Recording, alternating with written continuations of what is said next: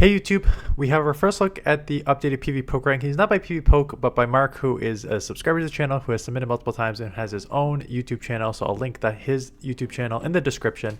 He sent this over to me and I will greatly appreciate it. So let's talk about two things here before we get into the video and in analyzing these rankings.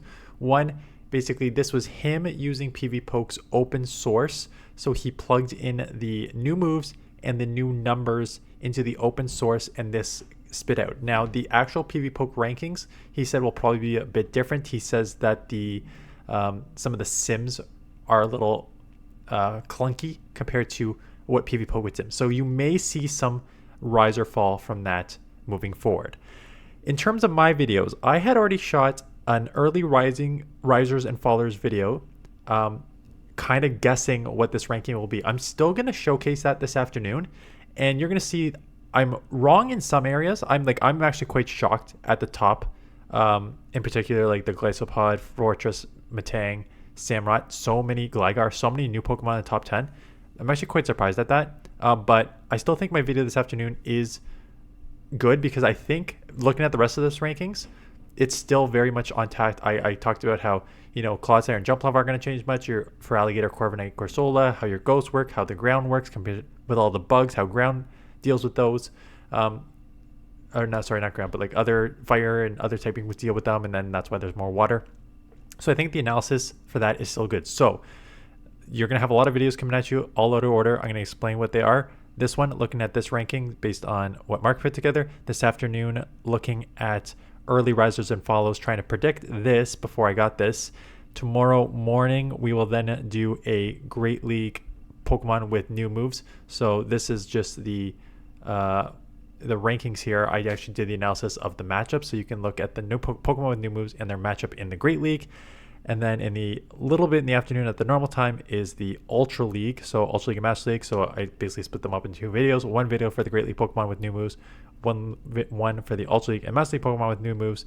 And then there is an event video that will come out at 4 p.m. So 3 videos on Thursday, followed by 2 videos on Friday, normal Great League. A normal Great League Saturday morning, and Saturday afternoon will be the video that I shot in advance, expecting them not to release the news on Tuesday. So my Saturday afternoon video will be me predicting nerfs and buffs, and you will see outside. I said Rock Tomb would get nerfed, and it did not. But I also predicted all these Steel and Bug buffs. So I'll post that video on Saturday because it'll be a good look back at my thought process. Okay, with all that said, again, I'm kind of shocked.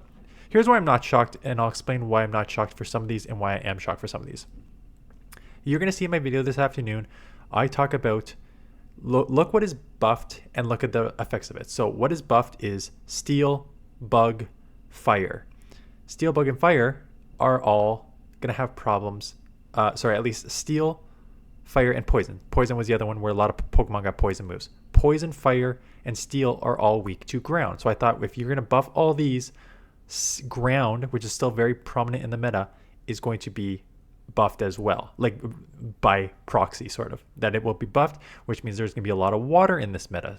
So I expected water heavy, I expected ground heavy, I expected more ghost because ghost resists bug, and I knew bug would get a big buff, so ghost will resist bug, so maybe less dark, plus dark less Malamars because that is weak to bug. So that's my analysis this afternoon, in depth there. So some of these rankings do not surprise me. All the Pokemon that were meta last season that either only got better because of the new meta, are still on this list. Clodsire at 3, Jumpluff at 5, Lapras at 8, Dusknoir at 10, Corviknight at 13, Feraligatr at 14, Corsola at 16. None of those surprise me. Again, Ghost, Ground, Water should all increase. Steels, Corviknight as a steel, lots of bug, poison stuff, all that got buffed. So resisting a ton through there with your steel. Lapras just insanely bulky. I also predicted less grass, a lot more poison, a lot more steel, a lot more bug, grass, throwing grass, all those resist grass. So I expected there to be less grass outside of Jumpluff, which means that your water Pokemon and your ground Pokemon have even more play. So I expected water and ground to increase, which is why you see those main meta Pokemon there. I am surprised with how much I didn't even put Fury Cutter on Golisopod.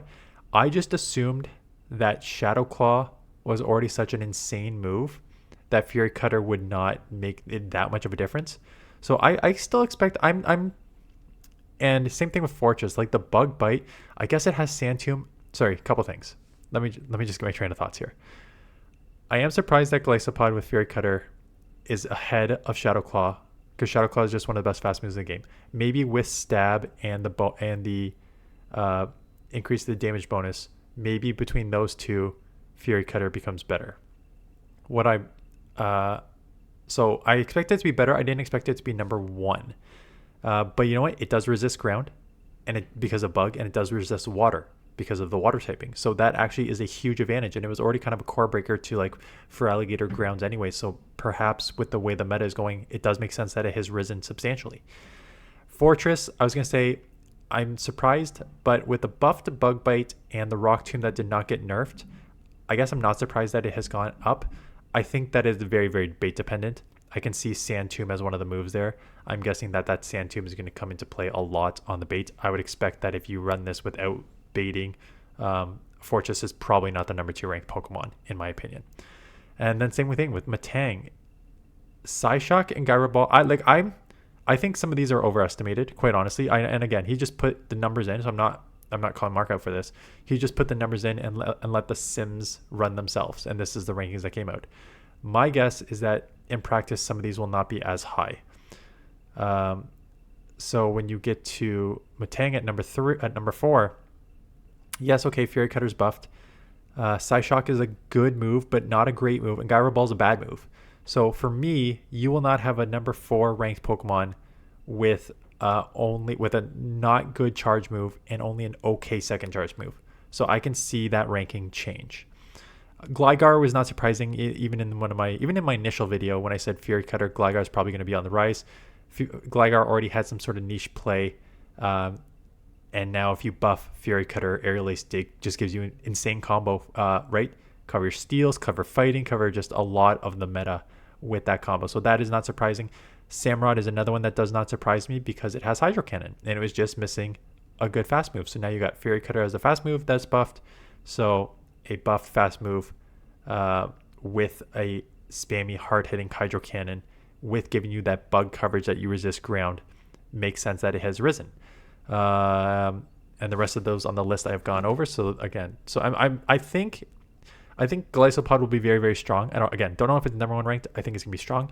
I think Fortress will be strong. I don't know. I definitely don't think it's number 2 ranked. I think Metang is over ranked here. I think Gligar and Samurott will be good. Whether they're top 10 good, that it remains to be seen. I think a lot of those will probably decrease. Sableye, Mandibuzz, Bellibolt we'll talk about in a second.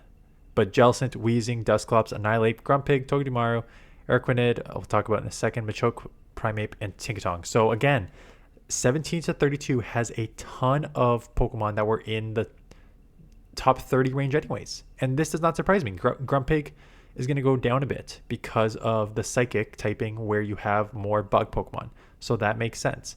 You have, Mandibuzz that resist because Psychic's going to go down, like Malamar's going to go down, and Grumpig goes good down. So Mandibuzz in itself, as a dark that resists those, you're not going to have as much play. So it's gone down a bit. And then you have all these other Pokemon, Jellicent, Weezing, Dusknoir, Dusclops, Annihilate, the fighters are still there. Primeape, Machoke, really fighter heavy. Tinkaton as a steel is going to be able to deal with a lot of these other steals and bug Pokemon resisting bugs. So it's not surprising that all these Pokemon are still in the top 30. Bellibolt, Parabolic Charge got buffed, and it guarantees to lower your opponent's defense now. What was that? Let me just confirm what that move does. But it has been buffed twice because it allows you to lower your opponent's defense. No, guaranteed chance to increase your defense and your energy. So it's quicker to get to, and your defense increases. So you're just boosting your defense. Now it's only got straight electric moves, and that is very risky in a ground-dominated meta. So I still think Bellibolt's probably going to be overrated. I would probably still want to use more Peko which can change form and absolute nuke. But you know what? Zapkin and Parabolic Charge are hard-hitting moves, so it's not surprising that it does well. Again, we'll have to see as a pure electric. This is the same thing with Togedemaru. Togedemaru is 28. There's a reason that I do not like Togedemaru and Belly Bolt, and I much prefer Morpeko, because Morpeko with the change form to Dark is so fantastic at getting out of plays where you just get killed, like against Claude, or basically any ground, Clodsire, Marowak, where if you have Togedemaru or Belly Bolt, you are just absolutely hard countered.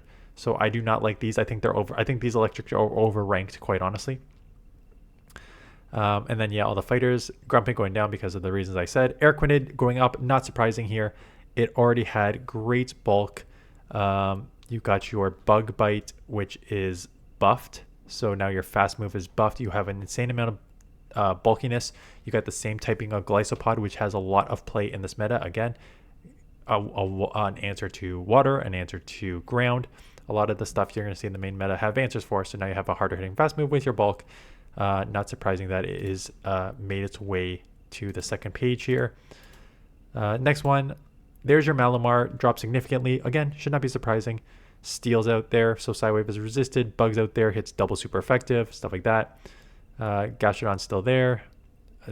Duwalt, which is what the second version of your Samurott there. So okay. But then you have your Golurk, Diggersby. Diggersby down to 42 actually kind of surprises me. And you're going to see in the video this afternoon, I kind of questioned. I thought Diggersby would stay above because, like, you may see more ghosts, which you resist. Less grass. I guess there is more water, so I guess your weakness to water maybe moves you down. But I'm actually surprised Diggersby has gone down as much as it did, especially when you have Fire Punch for all the bugs. But I guess your second move is Scorching Sands, which is resisted by bugs, so maybe there's an offset there. Scissors with Fury Cutter too, eh?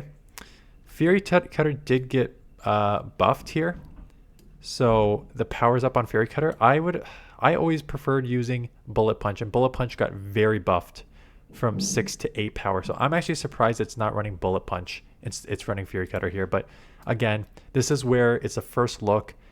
Rankings will change the rationale behind it. Togekick, Carbink, Pangoro, Bronzong. Bronzong gets Metal Sound. Bronzong getting a buff there is not surprising. It had to use Confusion before. It has Psyshock, which you get Stab on it. Not amazing, but Payback as a great coverage move.